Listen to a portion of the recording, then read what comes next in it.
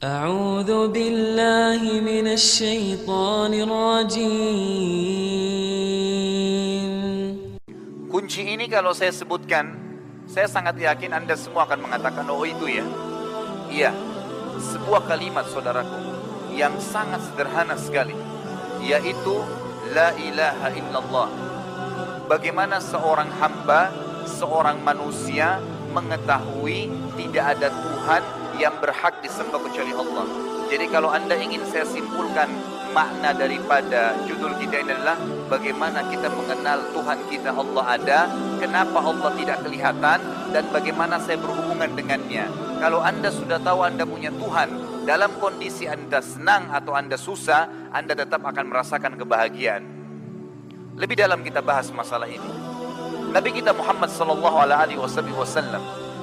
berdakwah 13 tahun di Mekah. 10 tahun pertama saudaraku tidak ada perintah ibadah, nggak ada sholat, belum ada sholat karena Isra Mi'raj terjadi di tahun 11 dari masa kenabian.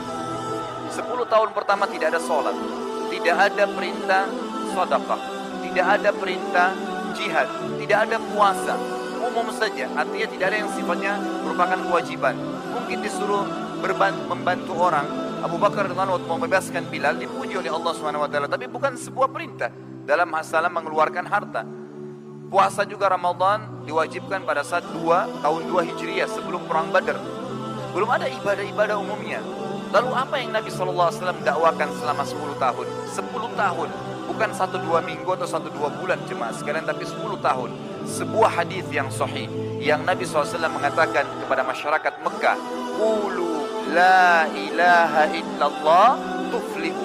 Ikrarkan dengan fikiran kalian, dengan lisan kalian, dan yakini dengan hati kalian, la ilaha illallah, kalian pasti akan beruntung dan bahagia. Bagaimana memahami kalimat ini? Lebih dalam lagi, sebuah hadis yang sahih. Seorang sahabat bertanya setelah Nabi SAW hijrah ke Madinah, ya Rasulullah, apa itu kebahagiaan? Bagaimana supaya saya bisa bahagia dalam segala keadaan saya? Dalam senang ataupun susah? Apa jawaban Nabi SAW? Kalimat yang sederhana. Qul Rabbi Allah thumma istaqim. Ikrarkan dengan lisanmu, dengan fikiranmu, yakini dengan hatimu bahwasanya Tuhanku ada bernama Allah, dan istiqamalah.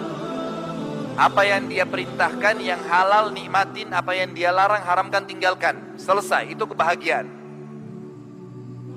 Dari bahasan atau mukaddimah ini, mari kita lebih dalam membahas apa itu la ilaha illallah. Kenapa orang dalam hadis dikatakan siapa yang akhir kalimatnya la ilaha illallah pasti masuk surga? Kenapa semua dakwah para nabi kita lihat dalam surah Anbiya, surah Nuh, ya, surah-surah nama para nabi, semuanya umumnya mengatakan kepada kaumnya, ucapkanlah, ikrarkanlah la ilaha illallah.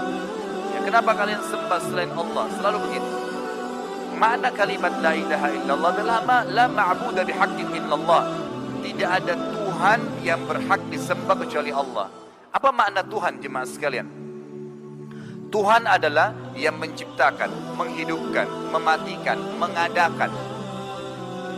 Apapun yang kita lihat dan tidak kita lihat. Ya, kadang-kadang saya bahasakan dalam pengajian saya kalimat la ilaha illallah ini luar biasa, kalimat simpul yang memberikan jawaban kepada Anda semua tentang apa yang akan jadi pertanyaan di selama kita hidup ini. Apa yang kita lihat semua jadi terjawab hanya dengan kalimat ini saja. Saya waktu kuliah di Madinah dari SMP, dari SMA sampai S1, 7 tahun di sana. Tiap hari saya dengarkan hadis Nabi SAW, al-imanu bid'u wa sab'una syu'bah. Iman itu 70 sekian tingkatan. A'laha qaulu la ilaha illallah. Yang tertingginya iman itu la ilaha illallah. Wa adnaha imatatu adha anit tariq. Dan yang terendahnya iman itu adalah memindahkan duri atau sesuatu dari jalanan yang berbahaya bagi manusia. Saya terus bertanya, iman tertinggi la ilaha illallah. Bagaimana memahami ini? Apakah hanya sekedar ucapan seperti yang kita lakukan selama ini?